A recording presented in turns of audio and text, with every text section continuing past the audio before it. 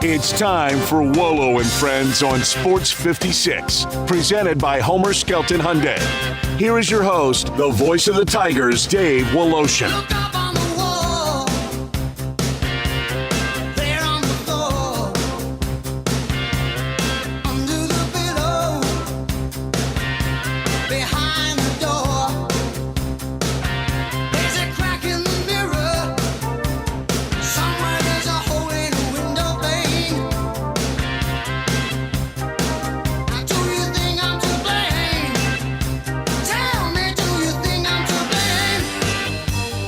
Good Thursday morning. Good draft Thursday morning. Zach Boyd, quick. What are you watching tonight? Draft or three pretty good NBA games? NFL draft. Say, I'm going to peek at the NFL draft. I'm different. The easiest thing of all to catch up on is the draft. Because really all it is talking heads, and then here's the commissioner. And with the first pick in the 2024 NFL Draft, the Chicago Bears select Caleb Williams. Okay. That took 3 seconds. Now, I don't mind hearing from Caleb Williams. I'm not waiting 10 or 15 minutes for the next pick. Who most likely is going to be Daniels or May? I think the first 3 picks are going to be quarterbacks. They say, and we're talking with Russell Copeland about this in a little bit, 19 first-round offensive picks is the record. It's happened 3 times. The last time, I think, was 2009. There could be 20 of the 32 teams. 20 could be offensive. That would be a record. 6 quarterbacks in the first round, that would tie a record. I think it's going to happen. We'll talk with Russell Copeland about all of that. The NBA, I mentioned 3 games, all series at 2-love. I think Philly and the Knicks probably the most wide open one, Denver and L.A. That'll be a good one to watch. I'm going to be peeking back and forth. I'll watch some of the draft, but for the most part, I think I'm going to be glued to the NBA. Pete Pranica is going to join us in just a few minutes. We will go over all of that, and then Jarvis Greer will join us. Of course, the Tigers are looking for a new AD. Did you see the salary? This is the going rate, I guess, the market price for an AD now. Do you see that Laird Veach is going to get $1.3 million to be the athletic director at Missouri? I think that's more than double the money he was making at Memphis for, you hate to say this, but probably a less pressure-packed job, an easier job, because you don't have to raise as much money. You're not worried about a stadium. I mean, or trying to get your school into a Power 5 league. And if I'm not mistaken, the Mizzou's football team is still going to be really good next season. Yeah, well, they got their quarterback back, and they've got their wide receiver back. They lost their running back. I don't know how many of their offensive line, which is really good, is back. But their pick, look, it's crazy in the SEC now. The good thing is, I think if you finish 5th or 6th in the SEC, you got a darn good shot of still being in the playoff, right? Yeah. So that's your goal. I don't, I have to look at their schedule. I still think it's probably more East heavy, but they're not going to be better than Georgia, right? They're not going to be, well, they could be as good as Tennessee. But Georgia's clearly going to be on that side. Remember, there's no divisions now. Yeah. But yeah, no, and look, he's had stints there before. It's good for him. And when you look at the money he got, because in all honesty, when I saw that he was going to Missouri, I really never even thought about the cash. I thought, okay, the guy's wanted a Power 5 job. This is the league he played in. He's been at Missouri twice, so he must love Columbia. So, in essence, there is somewhat of this thing that he's going home. So that's great. But now you see he's making $1.3 million. I don't know cost of living in Columbia, Missouri. I would imagine it's probably around the same as St. Louis, which is probably a little bit more than Memphis. But it ain't Chicago, L.A., New York. I'll tell you that. He's going to live like a king there. It's a good gig for him, but I honestly was stunned when I saw $1.3 million, and that's just the going rate. But wow, good for him in the long run. And, we'll talk a little bit with Jarvo about that, too. Jarvo was quoted in the column Mark Giannotto wrote about the need for a minority to be the athletic director. Honestly, whoever that candidate is, in my estimation, the one prerequisite for me, thinking ahead for the future for Memphis, is I think that guy should have some football chops. I think that would be helpful, because if you look, Memphis is pretty well positioned. The last two ADs they've had have been football guys. Tom Bowen, first thing he said was, I know how to fix football. And then it was Laird Veach, who's a football guy. Now, I don't want to take anything away from anybody that doesn't have football chops, because they could be great. I'm a big fan of Tim Duncan. He went to Melrose High School. He was on Penny's team with the Tigers. You always kind of want one of your own. No problem with him, but, I think it's helpful to have one, football chops, and two, and he may have this for all I know, but connections to the Power Five, because the end goal for all of this, to uplift your football program with the new stadium and the NIL money and everything else that's going with it, is to position yourself basically for the next round when LSU or when Clemson and Florida State end up in a different league. There's going to be openings. There's going to be a Power Four, maybe. And Memphis is hopefully poised for that. I mean, that's important too. So connections to the Power Five, which all stem around having some football chops, those to me would be the most important of the prerequisites that you want in an AD. And if it's a minority candidate, Mark Olnett might fit that description, who was here, who went to Buffalo, and as far as I know, has done a great job at Buffalo. Now, are there Power 5 connections there? I'm not sure. But we'll talk with Jarvis Greer, who was quoted in the Mark Giannotto column, about all of that. That comes your way. Last segment of the show. I'm sitting in the Family Leisure Studios with the Factory Direct Pricing sale still on. Ladies and gentlemen, they still have the newest of the patio furniture in stock with the Factory Direct Pricing. 2024 designs, new materials, last longer, really beautiful stuff. Go see it. You'll get a big savings. If you are interested in pools or in swim spas, how about $1,000 to $5,000 off? That's part of the Factory Direct Pricing sale. All you have to do is go look at it and tell them we sent you. That's Whidden Road, I-40, a little bit north.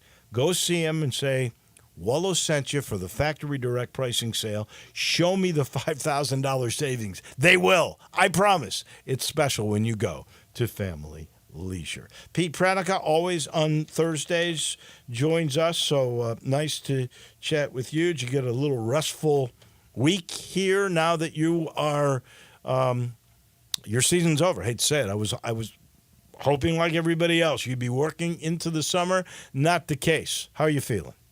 It would have been nice to still be working, but it is what it is, and we'll get ready for the draft and get ready for summer league and see how next season plays out. It certainly should be a lot better than the way this season played out. Certainly, you hope for better health. Yeah. I listen to this. I'm guaranteeing you will never see another year like this. That's 33 different roster guys in your whole career. You've never seen that. No. This was an outlier of all outliers. So no, I don't think we'll ever see this again. We better not anyway. I'm with you on that one.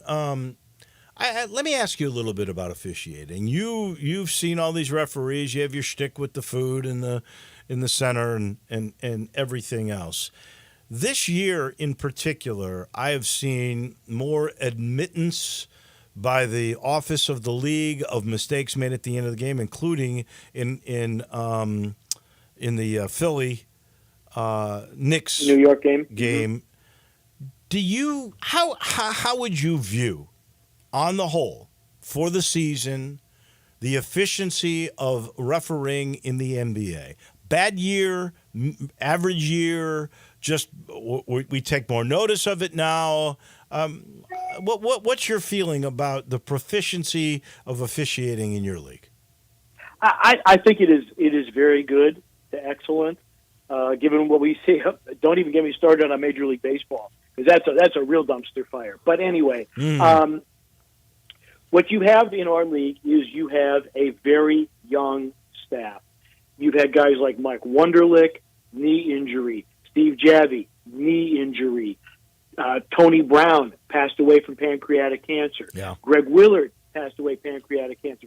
These are guys who are finals levels officials, and if they had their help, they would still be working.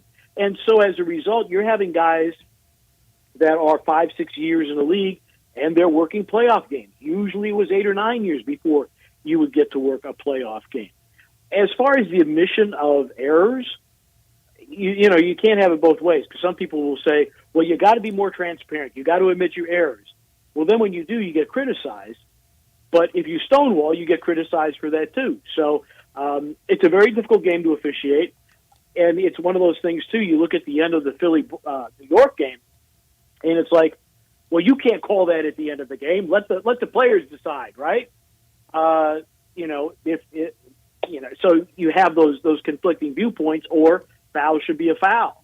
I mean, looking at it in real time, I would have thought that there would have been air in the whistle and there would have been a foul. Yeah. But before that, here's the biggest issue I have, and I don't know if there was an admittance of guilt on this, but according to Nick Nurse, he 3 times tried to get a timeout.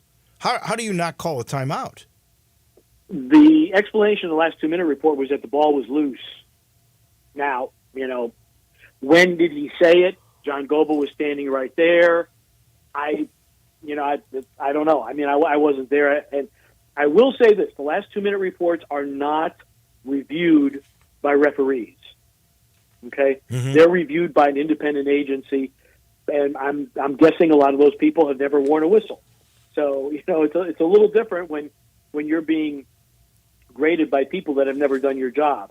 That's a little bit of an interesting twist of that. Overall, I think the officiating is good. They try desperately to get it right. Do they always get it right?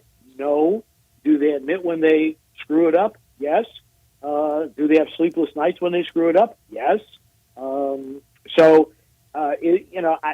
still the best basketball officials in the world.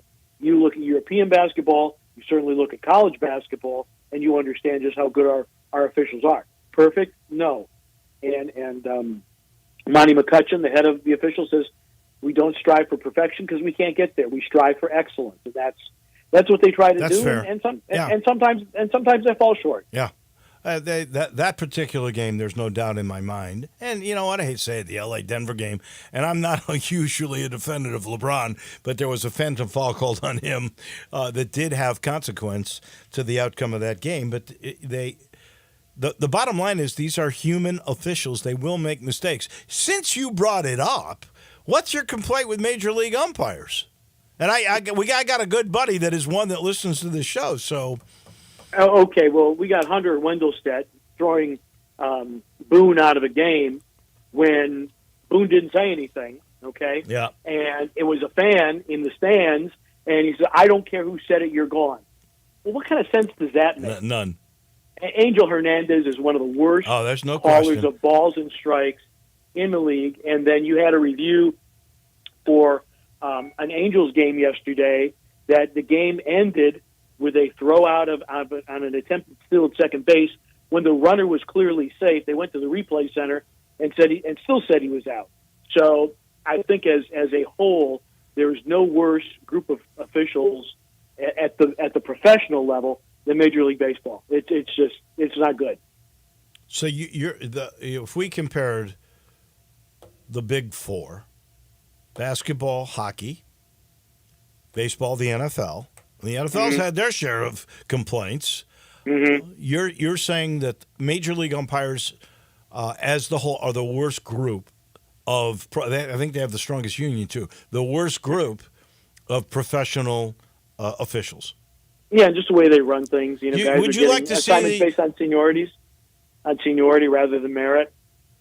There's definitely a combination of the two on that. Do you want home plate robots like they're doing in the minors? I think it would at least standardize things a little bit because you're seeing that there is a great variance. And if somebody's getting on you a little bit, does that change your strike zone ever so slightly? I don't know. It would make it more standardized. And clearly, we have the technology with Hawkeye and things like that now. I think where you see is all the high profile ejections, and it's like, all right, the whole Boone thing was just crazy because he doesn't say anything. Yeah. Somebody shouts from the crowd, and Wendelstedt throws him out. And he says, "I don't care who said it." Well, come on, that's just wrong. That is something. If you are a professional referee or an umpire, that is absolutely unacceptable. I do think you're going to get robots calling balls and strikes. You'll have a home plate umpire that will be there to overrule something that he views egregiously wrong by the technology, and he'll also be there to call safe or out at home plate and to interpret things from that particular vantage point. But I think you're going to get robots, and I think umpires know that is eventually going to be the case. All right, let's get back into the NBA. Could you believe the Heat made 23 threes last night at 54%? Eli was breaking it down. I think Keith Smith did the analytics on it. There were like 27 wide open threes. That means that somebody was not within 6 feet of the open Miami Heat. That's crazy. How could Boston play such poor defense last night? That's wild. Yeah. I mean, they gave Miami threes. Miami is not a big 3-point shooting team, but I really give a lot of credit to Eric Spoelstra, who said last night, he said, "We're just taking the shots they're giving us." Right. And maybe Boston's feeling was, look, we'll give them threes. They don't shoot a lot of threes, and if they make a lot of threes, they'll win the game. And so that was a roll of the dice, and Miami was super hot last night. Tyler Hero was fantastic, and they took advantage of it. Miami, this is the second year they've come out of the play-in to cause some issues in the first round. So, look, I think Eric Spoelstra is a Hall of Fame coach. Yep.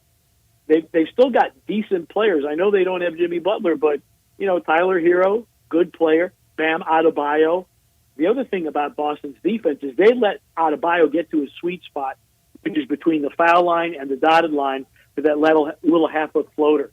You let him get in there, he'll kill you, and he did last night. So it was a combination of Adebayo with those little floaters in the lane, and obviously the 3-point shots, which was a Miami postseason record. So you shoot a postseason record, you're probably gonna beat some people, and I think it will revive some of the concerns about Boston not being able to close things out. But I think Boston ultimately wins the series, but it's probably going to come with more angst than the people in Boston would like. I'm definitely in agreement. I thought Boston was going to run away with this, honestly. And I have the greatest respect for Eric Spoelstra. I think he's maybe the most underrated of the great coaches because, as you say, he's going to end up in the Hall of Fame when it's all said and done. But the game plan by Boston was to let him shoot threes. It's clear. The analytics show that. My question is, when do you go, okay, this isn't working, let's change? Yeah, that is a good question. I think Joe Mazzulla will come in for some criticism of that. I mean, that is something. When something's not working, when are you brave enough to say, okay, we need to change this? and it didn't happen soon enough for Boston and Joe Mazzulla last night. So now we got 3 series tied at 1-1. Boston, Milwaukee. Boston, Miami, Milwaukee, Indiana, and the Clippers and Dallas. Of those 3, now the home court advantage has been lost. Which of those 3 series do you think the seed that did not have home court advantage that has now won it will win the series? I think Indiana has a puncher's chance against Milwaukee. Indiana was great against Milwaukee in the regular season. We don't know when Giannis is coming back. I don't know that there's a timetable for him to come back from the calf strain. So I give Indiana a puncher's chance. And really the Clipper-Dallas series, that's very much a coin flip as far as that goes. I think either team could win, and I think it might be the first round series that goes 7 games. That'd be my prediction. What I find intriguing about that is there were several people down the stretch that thought the LA Clippers are really the dark horse team because they were playing well together, and it looked like for a minute they're healthy. Between Kawhi Leonard and Paul George, one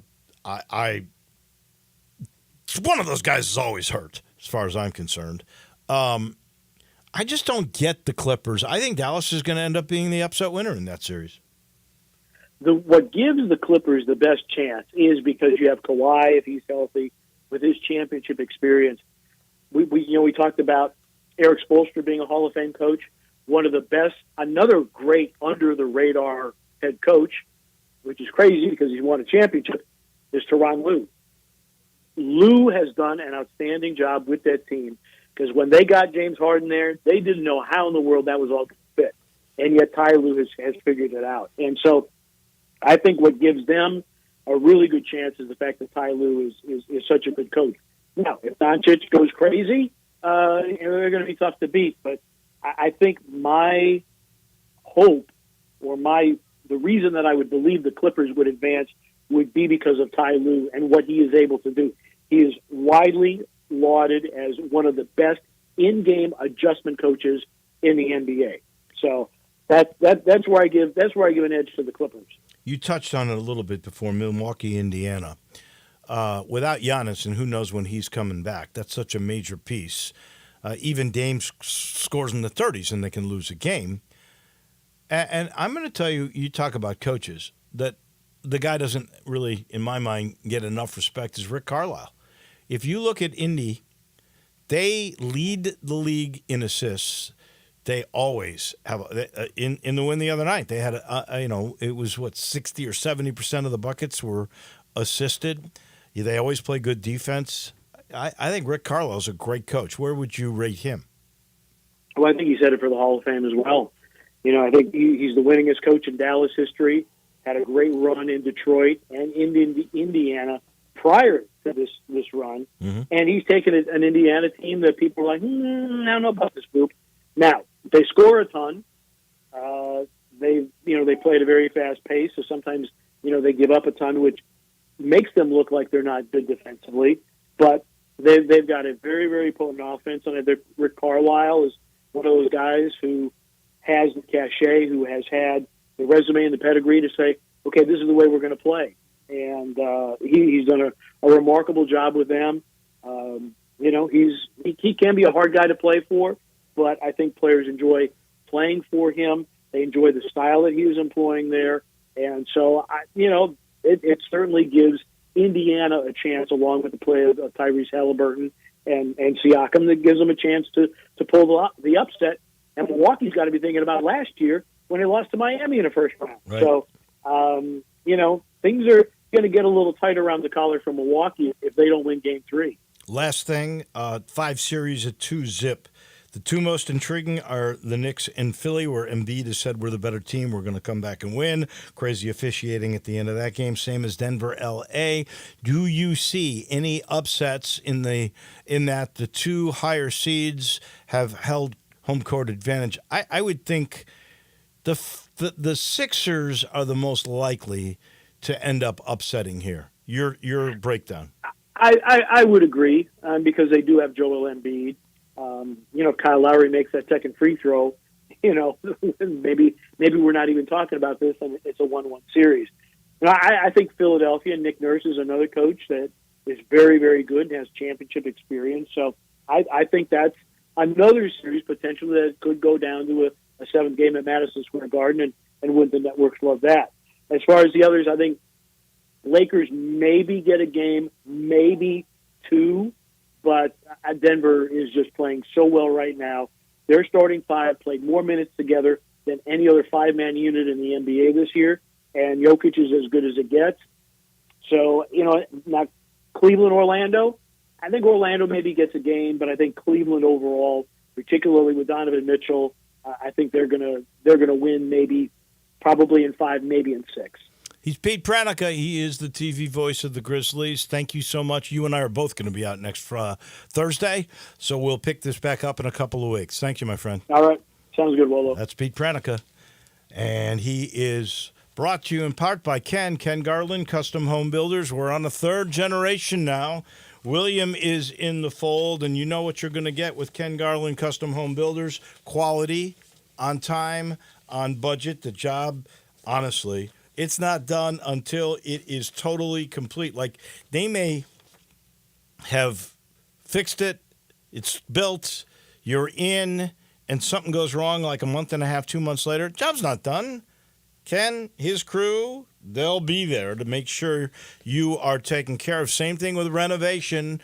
Renovation with the innovation, I call it. If you're putting in all the new modern amenities because you don't want to leave where you are, Ken's got the answers, and he'll make sure everything stays working. They are always on the job, too. A lot of contractors, they divvy out what the chores are, and that's it. Not these guys. They're there every day. They're working with the architects. You're going to get, for sure, whatever you need. We got 70 years of expertise. If you go to kengarland.com, you'll see what I'm talking about, and then call Ken or William, 751-1632. It's that easy. 751-1632, whether it's the dream home or the renovation. Ken Garland is the place for you. Back in a minute, we talk NFL draft. It's tonight, and Russell Copeland breaks it down momentarily. Be sure to follow us at Sports56 WHBQ on Twitter, Facebook, Instagram, and YouTube to watch live video of our shows, stay up to date with station events, and have chances to win prizes. Don't miss out on anything that's going on. Follow us at Sports56 WHBQ. Hey, Mid-South! Discover your new ride at Gossett Kia on the Pike. You want it? We Gossett with 2024 Kia Forte LXS. 41 MPG Highway, $199 a month, $34.99 due at signing. How about 2023 Kia EV6 Wind, rear-wheel drive, $249 a month. Plus, Gossett Kia's got 2024 Telluride LX front-wheel drive, $369 a month. Both $39.99 due at signing, all 24-month lease. And you'll always find peace of mind with Kia's 10-year, 100,000-mile powertrain limited warranty. So stop what you're doing and call Bobby J, because he's ready to put you in a new Kia today. That's Gossett Kia, 1900 Covington Pike, online, KiaCovingtonPike.com. If you want it, we got it at Gossett Motor Cars. All 650 acquisition P, 30,000 miles per year, 20 cents excess mileage, Forte RE 756 120, MSRP 22,320, EV6 P56 03393, MSRP 50,200, Telluride RG5 1041, MSRP 37,935, includes all rebates and incentives, must finance through Hyundai, excludes tax title and license. See dealer for complete details, offer valid through 4/30/2024, dealer stock only. Simple, smooth, and every sip as easy as the last. Tito's handmade vodka tastes just as good with tap water as it does your favorite mixers. Back in the day, Tito distilled, hand-bottled, taste-tested, sent out to a few friends, then taste-tested again to give you the finest juice around. No frills, no flavors, no fancy labels, just the good stuff, just Tito's. For recipes, videos, and more, visit Tito'sVodka.com. Distilled and bottled in Austin, Texas. 40% alcohol by volume, namely 80 proof, crafted to be savored responsibly. Every business faces challenges, but complicated, expensive, and uncertain shipping shouldn't be one of them. With USPS Ground Advantage from the United States Postal Service, you can avoid all the noise. No more unexpected surcharges, hidden fees, or complex rate structures. It's just easy, cost-effective, and dependable shipping. Tune your business's frequency to success and turn shipping to your advantage. Learn how at USPS.com/advantage. USPS Ground Advantage. Simple, affordable, reliable. Napa Cafe celebrates 26 years in 2024. Hi, I'm Glenda Hastings, owner of Napa Cafe, and I want to thank you for making us part of your dining experiences. Treat yourself tonight with a delightful dinner. Maybe start with an appetizer like our baked sweet peculiar peppers stuffed with goat cheese and mozzarella, finished with basil pistou, and move on to one of our cozy dishes like the double chocolate stout braised boneless beef short ribs with tonkatsu sauce and creamy mashed potatoes, or a fresh seafood dish like our pan-roasted ginger buttered sea bass with cilantro soy vinaigrette. I get hungry just talking about it. Don't forget about dessert, our famous sweet buttermilk pie with brown sugar sauce, or drink your dessert with one of our signature dessert cocktails, like the lemon cheesecake martini, lemony, icy, frothy, and dusted with graham cracker crumbs. Napa Cafe, open Wednesday through Saturday for dinner starting at 5 o'clock. For reservations, visit our website at napacafe.com. Come join us as we celebrate 26 years of Napa Cafe. We can't wait to serve you.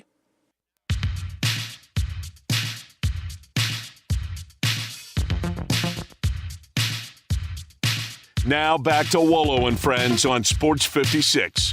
Presented by Homer Skelton Hyundai. Here once again is the voice of the Tigers, Dave Woloshin. All we hear is Radio Gaga, Radio Goo. Oh, the NFL draft is tonight. We got to turn to our expert, former NFL player, former Tiger, currently analyst on the Memphis Showboats broadcast. That would be the one and only Russell Copeland. You excited about tonight, Russell? You know, they say championships are won through defense. You wouldn't know through this draft. They are saying this could be the most offensive-minded draft in history. 3 times, last time 2009, 19 offensive players were taken in the first round.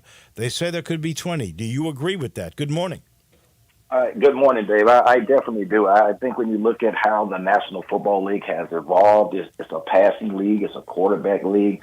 So, you know, I am expecting offensive tackles, I'm expecting wide receivers, I'm expecting quarterbacks. And to be honest, I think 6 quarterbacks could go in the first 20, maybe 5 could go in the first 6 or 7 picks. Wow. A lot of offensive tackles because you have to have someone to protect the quarterback. And I think it is a really heavy loaded wide receiver draft. I got 6 wide receivers possibly going in the first round. I got a possible 11 offensive tackles and perhaps 6 quarterbacks. So that's around 23. Of course, that's fluid, but I think the number would definitely be 20 or 21. Wow.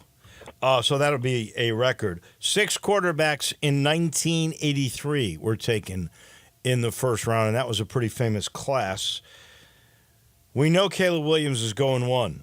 Who's going 2, 3, 4, 5, 6? Because it looks like 6 are going to go.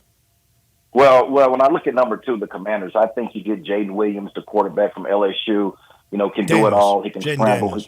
Jaden Daniels from LSU. I think he goes second. I think where it's fluid at, I think when you look at the Patriots, you may see some type of trade, but I think Drake goes there or J.J. McCarthy goes at 3. And then when you look back at 8, I think one of the quarterbacks that don't go at 3, J.J. or either Drake would go there. And then coming down, I think at 13 with the Raiders, I think they really like Michael Penix Jr. And at 19, the Rams may get Bo Nix. So that's kind of how I'm figuring it out. But I think seriously the top 3 will be quarterbacks, and I think it's Caleb, I think it'll be Jaden, and I think it'll either be Drake or J.J. McCarthy at 3. You were talking about offensive linemen, the kid from Alabama, J.C. Latham, Joe Alt from Notre Dame. There's a center. I don't think he's going to go as high as Latham or Alt, but that's Graham Barton, kid from Duke. Are those the 3 best offensive linemen? Who else is in there? I think so. I think Latham, I think he goes to the Chargers at number 5. And I think the Titans, they need an offensive line. I think they get the offensive tackle from Notre Dame. I think that's Joe Alt. You know, those are the 2 that I look at. And you talk about the offensive lineman, the center from Duke, he plays both positions. So I got him going in the top 15. Who do you have as the best defensive guy in the draft? Where does he go? Well, I think you look at Florida State. I think Florida State had a really good edge rusher. Defensive tackle, I look at Byron Murphy, the second from Texas. The edge guy, I think Dallas Turner from Alabama. I think he's right there.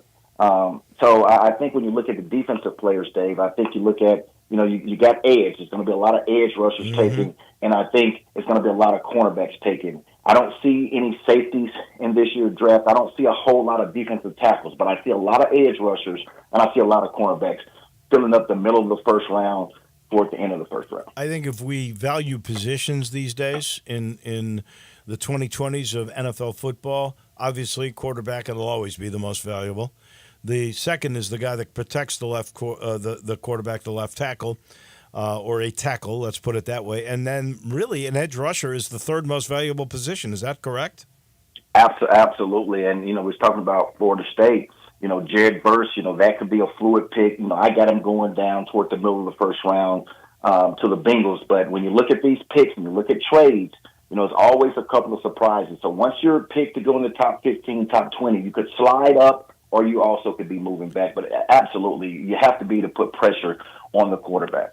We're going to get a bunch of trades. I saw as many as, Minnesota, the Chargers, Philly, Buffalo, the Jets. 5 teams could trade. Will we see 5 trades or will we see any trades? Dave, honestly, I think we'll see perhaps maybe 3 trades in the top 10. You forgot about the Vikings. You talked about the Steelers. There's the Falcons. They're there. They may trade back from number 8, and they may receive number 14 in a 2025 draft pick. New Orleans may move up to that spot to get 8. And you talked about the Jets. They may try to move up to number 4 with the Cardinals and give the Cardinals number 10 and number 11, and also a 2025 second-round pick. So I think you're going to see a lot of pieces moving, but I think you really will see 3 trades in the top 10 pick. Our Memphis Tigers did not have a player drafted last year, first time in a long time. This year it looks like Blake Watson, who had a great pro day, 4.39340. He also had a great East-West Shrine game. Do you think Watson continues the reputation of the Tigers as being running back you? Absolutely. I think he could slip into the 4th round, and I say slip, but I think he's been able to make himself some money. He really reminds me a lot of Kenny Gaineswell and Tony Pollard, more of a Tony Pollard type of guy. You look at him, he's faster than what he looks, and you look at his size, he runs with a lot of quickness and explosiveness. He always falls forward, and if he can go and move up into that 4th round, maybe late 3rd round pick, it's going to be a really big steal. He's a big-time player, and I think he surprised a lot of Memphis fans. Also, he surprised myself as far as his speed. I think we saw that last year when we went to Texas and saw that game in North Texas, the speed that he has, the versatility coming out of the backfield. But I definitely think that he can slip into the 4th round. Let me switch gears here, go Showboats. They, by the way, are going to have this wonderful video honoring Reggie White, the greatest defensive lineman I have ever seen, and Pepper Rogers, who was a character that I had a great deal of affection for and was a mastermind when it comes to coaching. People kind of got lost in his character, didn't realize how smart this guy really and truly was. They'll be honored at the Michigan game. Do you have much recollection of the 85 Showboats, of which those were the 2 key pieces? Absolutely. And you talk about the Minister of Defense, Reggie White, 23.5 sacks. That's a USFL record in a couple of years. But just looking back, Dave, and you look at how star-studded the whole entire league, when you talk about future Hall of Famers, they're Hall of Famers now, Reggie, Jim Kelly, Steve Young, Denver Broncos, great player, Gary Zimmerman. You also had your Heisman Trophy winners, Herschel Walker. You had Mike Rozier, Doug Flutie. And what about the Hall of Fame executives and the coaches when you look at George Allen, you look at Sid Gilman, Bill Polian, and the great Marv Levy? So it was just still, yes, a lot of Pro Bowlers. You had Lee Corso, you had Jim Mora, Steve Spurrier. And also you look at, had movie star, Burt Reynolds, was a minority owner for Tampa Bay Bandits, and you can't forget about Donald Trump, who was owner for the New Jersey Generals. So I remember, that league, star-studded, a lot of great players. Yeah, Donald Trump, unfortunately, they picked the wrong guy to be the rep, the owner rep in the courtroom, seriously, because they were trying to portray this as the little guy against the monster NFL to try to really get a merger. And I think had they picked a different guy besides Trump, because Trump was already a billionaire, or at least he claimed to be, it didn't come off as the little guy. And I always thought that really hurt the USFL cause. But that really was great. This is almost must win, right? Michigan 2-2. The Showboats off to a 1-3 surprising start. A lot of talent on this team, but the old cliche is, you are what your record is, and being 1-3, I think there's a lot of talent on this team, but this is a must-win. Michigan comes in at 2-2. I just think this Showboats team needs to find an identity. Offensively, have to be able to sustain the run, get a running game with that, and defensively, I think they've been playing in spurts. They have to really put together 4 quarters in order for them to come up with the victory, and I think this is the game to do it. This is a must-win, but I think you win this week against Michigan. You're right where you need to be. Of course, you'll have to beat Michigan twice. They're 2-2, and you cannot lose to the other team. You cannot lose to Houston. You have to beat them. You look at Birmingham coming in next week. That's going to be a tough one. So don't know what's going to happen with Birmingham, but you definitely need to win out Birmingham, against Houston. Are they the best team that you've seen? Yes, they are. All three phases. What Skip Holtz has been able to do, they continue to get quarterbacks. Got 2 really good quarterbacks now in Martinez and Matt Corral. They play really well. Got a great defensive front. They can run the football, throw the football. They get turnovers on defense.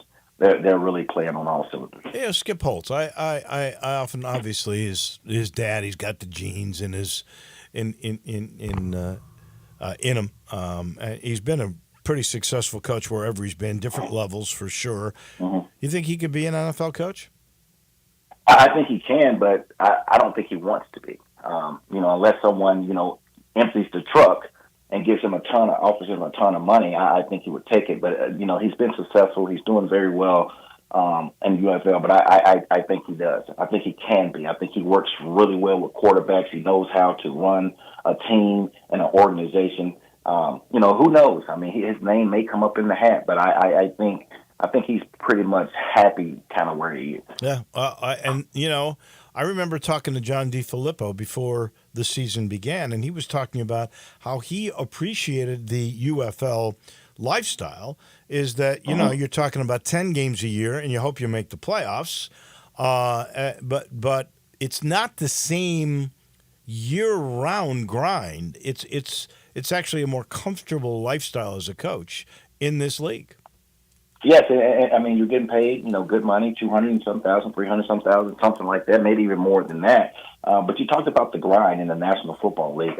Each and every week, and there's no off days. As soon as your regular season is over with your playoffs, if you're not in the playoffs, you're getting everyone together, getting prepared for college guys, for the draft, for the combine. After the combine, here comes the draft. That's the draft. You got your rookie. So it never stops. It is a grind. It takes a toll on coaches, that's for sure.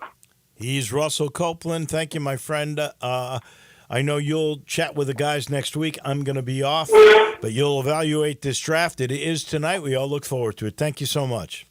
Thank you. Enjoy your time off, man. Thank you. That is Russell Copeland on the National Football League. He's brought to you in part by Southern Security. They love the Tigers, too. They're big supporters of the U of M. And if you're looking to turn a dream into reality, in other words, maybe you're looking to own a new home, Southern Security, they're there to make your home buying journey a literal breeze. They make it so easy. If you contact them today, they'll explore with you the options. They'll secure the financing you need for that dream home. They got a dedicated team ready to assist you every step of the way. They got a variety of terms, 10 to 30-year terms, conventional FHA or VA loans. They always have the lowest rates. That could be on credit cards. That could be on cars. Whatever it may be that you need that isn't going to involve financing. They've been doing this for over 70 years. They're getting bigger all the time. They've broken ground on a brand new facility in Collierville. They're your home team credit union. Southern Security. They'll talk to you on the phone, 901-452-7900, or go to southernsecurity.org. We end our Thursday with Jarvis Greer. Jarvo comes your way in a minute. Start your day with Sports 56 Mornings with Greg Gaston and Eli Savoy. Weekday mornings from 7 to 10, right here on Sports 56 and 98.5 FM. Ken Garland, you are in your 72nd year of business. Your son William is now joining you. What do you think is the key to your longevity in the building business? My dad started the business in 1965, and I think being on the job sites daily and being accessible to homeowners has been a key to our success. You guys have a work ethic, as you like to say. You're not hiring people to be on the site. You guys are there every day. We interact with the subcontractors multiple times a day on each job site. I think that has been a key, as well as using the same subcontractors 20 plus years in most cases. When you talk about materials, what is the first thing you're thinking about when somebody comes to you to build a home? We're just trying to meet the expectations of the client and the homeowner and the architect and give them what their dream is. When you get a Ken Garland home, what do you guarantee? We'll be there after the job is finished. We're still accessible to all our clients. Now I need to know, how do I get a hold of Ken Garland? You can reach us at kengarland.com. All 650 acquisition, B 30,000 miles per year, 20 cents excess mileage, Forte RE 756 120, MSRP 22,320, EV6 P56 03393, MSRP 50,200, Telluride RG5 1041, MSRP 37,935, includes all rebates and incentives, must finance through Hyundai, excludes tax title and license. See dealer for complete details. Offer valid through 4/30/2024, dealer stock only. Hey, Jeff Allen, what's happening over there at Gossett Kia South Mount Moriah Wonderland? Randy, we are making magic on Mount Moriah. 2024 Kia Forte LXS, 41 MPG Highway, $199 a month, $34.99 due at signing. 2023 Kia EV6 Win, $249 a month, and a 2024 Telluride LX front-wheel drive, $369. Both $39.99 due at signing, all 24-month lease. And 0% for 48 months on 2024 EV9, and always get peace of mind with a 10-year, 100,000-mile powertrain limited warranty. So whether you live in Horn Lake, South Haven, Olive Branch, or Memphis, you'll be happy at Gossett Kia on Mount Moriah. So get over there, Gossett Kia South, 2680 Mount Moriah or KiaMountMoriah.com. Challenging, purposeful, rewarding. I was the only female in my class, so I call them my brothers to this day because they supported me, they helped me. Like, I couldn't do pull-ups. I went to the gym, we worked out together, so it was fun. We have the unique opportunity as deputies of interacting with people at some of the worst and sometimes most transitional or pivotal moments of their lives. Come join our team, become a patrol deputy with the Shelby County Sheriff's Office.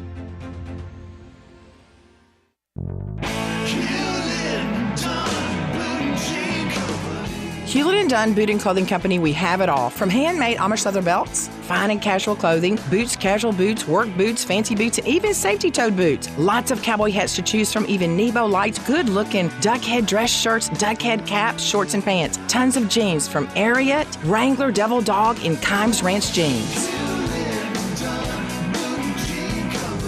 At Hewlett & Dunn, we have a great selection of Old South t-shirts and caps. Fine clothing from dress to casual to Sunday best. Enjoy choosing from UFO's orthopedic approved shoes. Hewlett & Dunn Boot and Clothing Company. Boots of every size, every color, every skin. Great quality Western, work, and safety toe boots. Hewlett & Dunn Boots and Clothing Company. 111 North Center Street, Collierville. Hewlett & Dunn.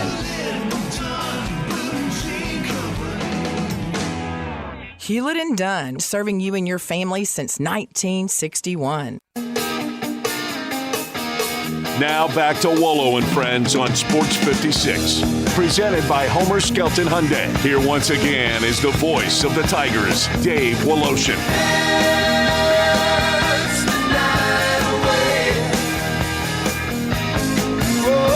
I think Jarvis Greer was dancing the last week or two away. He took a little vacay, and in that time period, Mr. Greer, you missed this FedEx NIL incredible deal. Laird Veach has slipped and gone away. $1.3 million he's going to be paid at Missouri. Holy mackerel. You missed the spring football game where, by the way, Seth Hennigan and Mario Anderson looked pretty good. Team speed in the defensive backfield I thought was better too. I know you're playing catch-up. How are you? How was your vacay? It was wonderful. I must say that Wi-Fi is really strong in the Dominican. We were able to keep up with all of that while putting our toes in the sand and on the beach. And it was saw a lot of the highlights from the spring game. And Mario Anderson, the new Rio for the Tigers, is looks like he may be the real deal for Memphis, coming behind a great running back in Blake Watson, who hopefully will get his name called on the NFL draft. I think he's going to. He had a good East-West Shrine game.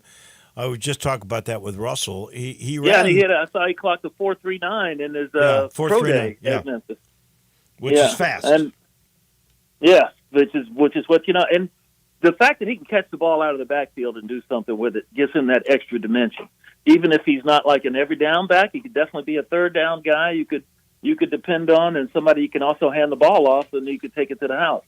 So I think Blake Watson is in very good position to hear his name called, hopefully on day one, but more probably on day two. He's going to go, I think, somewhere in the 5th to 7th round. If he went 4th, that'd be great. That'd be awesome, yeah. Uh-huh. And then the Fred Smith FedEx marketing deal, $5 million a year for 5 years. That's big. That is really something that it made national news. While we were out on the beach walking around, and my phone dinged, and that came up, and saw that it's not just local news. That's made national news. ESPN, Bleacher Report, everybody picked up on that, and that's just another great example of taking care of home for a homegrown company and FedEx, and with the Smith family and everybody else. I call it FredEx because Fred Smith has done a whole lot, not just for his own company, but for the city of Memphis and for the University of Memphis. And it's just, which is not his alma mater, by the way. He's one of those smart people. He's Yale guy. Yeah, he's a Yale-y. But he's taking care of home, and that's that'll be another statue that'll get erected somewhere. Well, there's no question. He has, and I'm waiting for. He's the patriarch of Memphis. Yeah, you got that right. Patron saint of the Tigers. And I'll say this: I'm really looking forward to seeing those real bulldozers pull up to Simmons Bank Liberty Stadium here. Not bulldozers, but some construction equipment. That's supposed to happen start next month. Yeah. So this is real. This is REAL, folks. It's actually going to happen. Not like the tractor that sat outside the old turf room over there at Memphis for all those years while Tommy West was trying to, begging the administration to help his program out. But they're getting plenty of help now. And, hey, onward and upward. Well, and the way they're going to redo the stadium was, a lot of this was a Laird Veach vision. I'm not sure it'll all remain the same with the new AD. Could. I don't have any insight, but somebody could come in and go, maybe we want a little different look because I'm going to be leading this thing for the next few years. I don't know that, but you were quoted in a column by Mark Giannotto from the Commercial Appeal, who basically was urging that the school hire an African-American to more look like the profile of the school because it is a higher minority school than there is white students or administration for that matter as well. You quoted as, I think in agreement with Giannotto on all this. For me, my thing is I want that guy to have football chops because I think if you look, the last two that have been the ADs here had football backgrounds and some group of 5 background that could help in trying to get a school into what will now be called the group of 4, the powers that be. Go over your thought process on what you would like to see for the new Memphis AD. Well, what I said with Mark is in the article, as I said, it not necessarily has to be, a minority hire or someone, could be a female. Who knows? Who knows who's out there? Because I'm sure they're going to vet everybody. I think it would be a bold move for Memphis to name a minority as athletic director. I think that there are several candidates that we all know of and have talked about a lot. Most notably, Mark Allnut, who is the AD at Buffalo and who was the assistant AD under Tom Bowen here at Memphis when Bowen had helped get football straightened out. And we all know that Allnut was the guy that smoothed over the rough edges of Bowen with the donors. And because, Tom Bowen could be a rather thorn. Crotchety old guy. But, and he has both football and basketball experience and has done very well. And he is the only sitting athletic director, I think, that would be on the University of Memphis radar right now. Tim Duncan is a sitting Tim athletic Duncan director. at New Orleans is a sitting athletic director. The only thing about Tim Duncan is he doesn't have football experience. New Orleans does not have a football program. But Tim Duncan is a Memphian. You know, he went to Melrose, I believe, and played with on basketball for the Tigers. So with Penny, these are people, with Penny. So these are people that are, have extensive knowledge of the university and how things work here in Memphis. And then there's also the guy that the University of Memphis president worked with at Auburn, who was Alan Green is his name, and he actually worked at the University of Memphis. Although, in all honesty, I don't remember that tenure, but he spent some time at the U of M. Yeah, and he's now an assistant at Tennessee, so he's got Power 5 experience. And one thing I want to say about Laird Beats is a lot of people that I haven't heard said yet. And I really like Laird. I'm happy for him. He's making some money. He had ties at Missouri before, right? And so they keep the Rolodex out there. They know who's out there. But I think what really impressed Missouri for Laird Beach is the fact that he fought Missouri when they tried to jump out of the Tigers contract. They had the return game that they had to play in Memphis, right? And football, and they wanted to get out of it. They said, well, this Group of 5 school, what can they do? They can't make us do anything. They in essence did get out of it, though. They didn't come here. Memphis went to St. Louis. They didn't come here, but they didn't go back to Missouri. They've made them play the game. They played it in St. Louis, and the Tigers still got $1 million out of it. They got $1 million. Almost won the doggone football game. So, but let me ask you this, Jarvo: how many? What was that crowd? 40,000? Something like that. Yeah. How many? How many do you think were wearing black and gold? It was supposed to be the Tigers' home game, but it was a Missouri crowd. Yeah, no, it was a Missouri home game. Yeah, it was a Missouri home game. But there are a lot of Tiger fans who were able to make the trips. A lot easier to get to St. Louis than it is Columbia. I'll tell you that. Well, and a couple the hours fact that more. they got $1 million, they were still able to keep the game, play the game, and which Memphis needed to have a Power 5 on its schedule. And they got $1 million for it. That was good. And like I said, they almost won the doggone football game. So they had a chance to win it at the end. Well, if Luther Burden hadn't played in that game, we might have won it. Well, I'm just saying they took the tee away on the onside kick attempt at the end there that could have helped Memphis tie the game, and that's like, hey, you're not supposed to be able to do that, but strange things happen when you're on the road. No doubt. But I think that really impressed Missouri that he was able to fight his former school and get $1 million out of them and still get the football game because they wanted out of it complete. Right. So I think that helped, and I think Laird did a lot of heavy lifting. For the next AD to come along here, and whoever it will be will at least has the table set for that person to go forward and have some success. A lot of good things happened under Laird's watch, including beating the IARP deal, getting the stadium stuff going, getting the deal with the NIL and Fred Smith. A lot of good stuff. There's no question about that. Yes, indeed.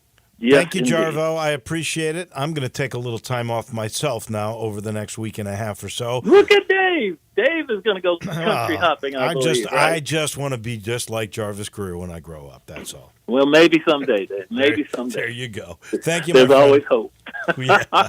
Talk to you in a couple. Okay. That's Jarvis Greer. And we appreciate him. He's brought to you by Miramichi. It's golf time, and what do I think? I think Miramichi. I think memberships. Miramichi offers memberships. It's a great way to pay more golf, pay less out of your pocket. Memberships are simple. $300 a month plus tax. That's it. You don't pay any extra for your cart. You do not have to pay for practice or the range balls. Now people are paying for range balls everywhere. Not if you're a member.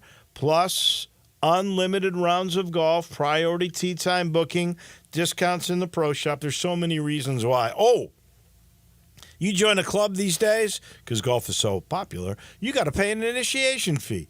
Not at Miramichi. $300 for one of the most competitive and beautiful golf courses here with great practice facilities. $300 a month. Hurry, though. They've only got a few spots left. Go call Cheryl. Go contact the good folks at Miramichi. I mentioned I'm taking a little time off. I will see you a week from this coming Wednesday. Zach Boyd and Brian Dacus will take over for me. You guys do a good job. I'll see you in a little bit. Have a great rest of your week, everybody.